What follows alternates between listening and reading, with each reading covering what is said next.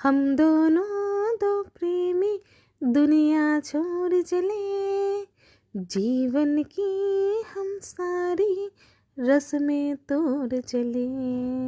হ্যাঁ, এই গানটাই মনে পড়ছিল যখন এই রাস্তা দিয়ে যাচ্ছিলাম। কি মনে হচ্ছে কলকাতা না? একদমই নয়, এটা আমাদের কলকাতা নয়, এটা আমাদের হুগলি ডিস্ট্রিক্ট। হ্যাঁ, একটু মনে করো, বলে দিচ্ছি এটা কোন জায়গায়। আজকে কি হয়েছে, আমি আর অনেক দিন পর বেরিয়েছি প্রায় 2-3 ঘন্টার জন্য।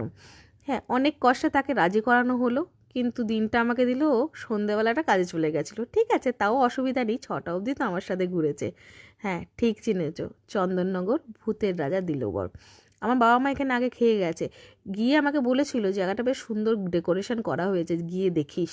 তো আজকে আমি অনেকে বললাম চলো না আমরা দুজনে যাই। হ্যাঁ, ছেলে সকালে বললাম না চলে গেছে মামা বাড়ি।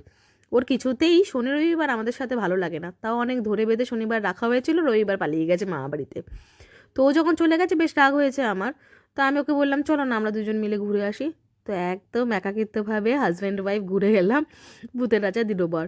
জানেন, আসতে প্রায় উত্তরপাড়া থেকে 1 ঘন্টার ওপর সময় লাগলো গাড়িতে, কেননা অর্ধেক রাস্তা বন্ধ মহরমের জন্য। আর আমরা লাঞ্চ করতে ঢুকেছি 5টার সময় বেলা, অর্ধেক খাবার প্রায় শেষ। এইটার বদলে ওটা, ওটার বদলে ওটা, এইভাবেই আমরা খাবার অর্ডার করেছি।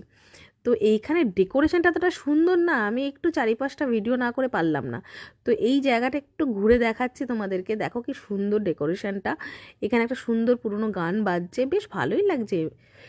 তো এর মধ্যে খাওয়া দাওয়া আমাদের মোটামুটি চলে এসছে, অনেক পাত পেরে খেতে বসেছে, কিন্তু আমরা একটা থালি নিয়েই দুজনে শেষ করে উঠতে পারলাম না, বেশ কিছু খাওয়ার বেঁচে গেল।